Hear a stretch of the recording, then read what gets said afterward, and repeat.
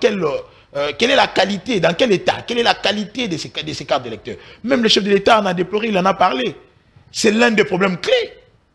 Mais qu'est-ce qui explique ces mauvaises élections, si vous les dites ainsi, c'est vous qui les dites? Non, les irrégularités. Les irrégularités, parce que M. Denis Kadima est celui qui a reçu beaucoup d'argent par rapport aux cycles électoraux passés. Nous n'avons pas vu ces montants d'1 milliard 850 millions de dollars pour l'organisation des élections avec l'abbé Manu Malou, Corneille Nanga ou encore le pasteur Ngoï Mulunda. La réponse est simple, l'amateurisme. C'est un amateur.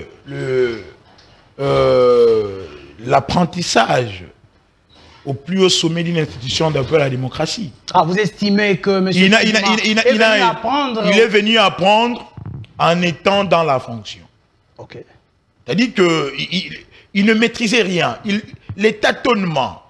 Voilà pourquoi il tâtonne à chaque étape du processus électoral. Donc c'est un amateur. L'amateurisme, l'enfantillage, l'apprentissage même. Donc c'était un élève maître. Est-ce que vous avez un problème particulier avec M. Kadima? Donc M. Kadima est venu faire un stage professionnel au niveau de la CNI. Donc, il n'avait pas les qualités et les aptitudes requises pour pouvoir diriger cette institution de grande envergure qui, il faut rappeler que en sciences politiques, la CNI peut être comparée au service des ressources humaines dans une entreprise. Elle est chargée de donner, de recruter de nouveaux agents qui vont diriger la République, mais par le biais des élections. Donc, pas une entreprise ou une boulangerie de M. Denis Kadima où lui engage des gens, où les gens sont venus déposer les CV, où on peut nommer, tel passe, tel ne passe pas selon les humeurs.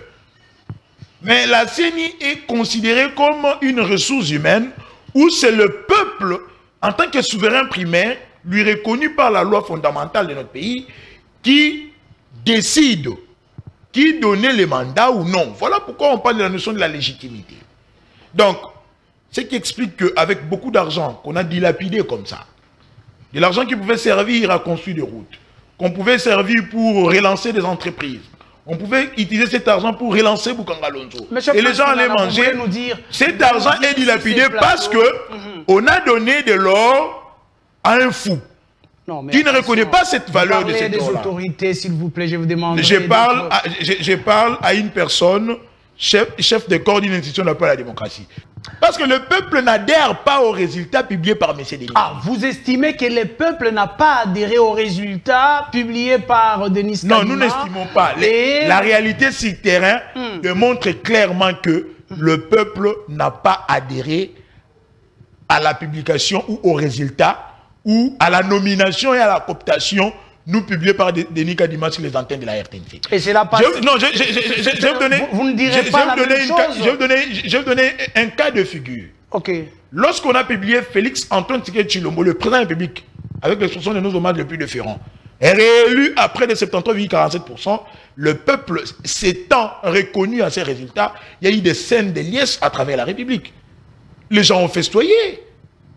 Mais quand il vient publier à la législative nationale, tant que le peuple ne reconnaît pas ces résultats, il y a des contestations par-ci et par-là. C'est clair. C'est ce qui dit que... Et vous estimez que Kadima était bon pour les élections et la publication au niveau présidentiel, mais lorsque nous allons au niveau des élections nationales, là, Kadima devient le diable. Non, Kadima n'est pas venu du diable. Kadima s'est transformé en NDG voulant nommer les agents et cadres publics dans une entreprise. Au lieu d'être cet arbitre qui devait faire respecter les textes et les lois. Je vais vous donner une révélation ici. Pendant que nous sommes dans une période d'irrégularité, M. Denis Kadima, à travers sa cellule juridique, va nous pondre un communiqué. Je ne sais pas si la régie peut nous aider avec cette note circulaire. Attendez, il y a aussi un problème avec l'authenticité de ces communiqués. Non, moi je demanderai à la régie d'ailleurs de nous balancer ces communiqués qu'on attribue à la CENI et à M. Denis Kadima. C'est de sources sûres. Ah voilà, les communiqués. Où la cellule juridique de la CENI empêche au CEP et au CELSER de donner le PV aux candidats. Donc Kadima veut empêcher aux candidats qui ont été malencontreusement éliminés de la course contre leur propre volonté ou contre le Vox Populi d'avoir le PV, d'avoir le preuve pour reconquérir leur siège. Donc, c'est fait à dessein. Comme ils ont nommé leurs épouses, ils ont nommé leurs enfants, ils ont nommé leurs concubines, ils ont nommé leurs cousins, ils ont nommé les gens qui leur ont donné de l'argent, ils ont nommé selon pas les membres de la CENI de corrompus, quand même. Mais écoutez, ce qui s'est fait frise la corruption. Ce qui s'est fait frise la corruption. Si ça ne frisait pas la corruption, pourquoi empêche-t-il aux gens d'avoir le PV? En violation de l'article 80 du Messie d'application de la loi électorale qui stipule que après la compilation, le bureau de vote ou le centre de vote ou le président du bureau est dans l'obligation de faire copie, d'élever copie de PV et les donner aux témoins des candidats, voire même mandataires de regroupements et partis politiques. Mais pourquoi s'il n'y a pas eu un complot? Pourquoi s'il n'y a pas eu une nomination? Pourquoi s'il n'y a pas eu cooptation? Pourquoi s'il n'y a pas eu théâtralisation? Pourquoi s'il n'y a pas eu un crime constitutionnel et démocratique?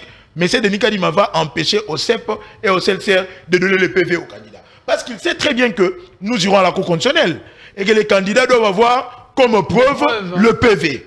Donc ils veulent empêcher à tout prix que les candidats recouvrent leurs sièges qui ont été détournés, volés. C'est un crime. Voilà pourquoi j'interpelle le procureur général près la Cour constitutionnelle d'arrêter M. Denis Kadima, de les traquer, de l'arrêter. Au pire, de les bannir de la République. Est-ce que ce n'est pas M. Denis Kadima vient commettre un crime grave en violation des textes de loi du pays, voire même la Constitution. Monsieur Prince Kinana. Au pire, nous demandons que M. Denis Kadima soit pendu. Comment ça? C'était un criminel constitutionnel. Écoutez, où on doit respecter la loi. Écoutez, je vous demanderai de retirer. Vous dites, non, je ne retire pas. Écoutez, écoutez, nous sommes en République démocratique du Congo. La démocratie repose sur les lois et textes de principe. Ok. La loi fondamentale, c'est la Constitution. Démocratie, demos peuple, cratia pouvoir. Nous ne sommes pas en kadimocratie. Où c'est lui qui doit décider. Nous sommes en démocratie où c'est le peuple qui doit décider.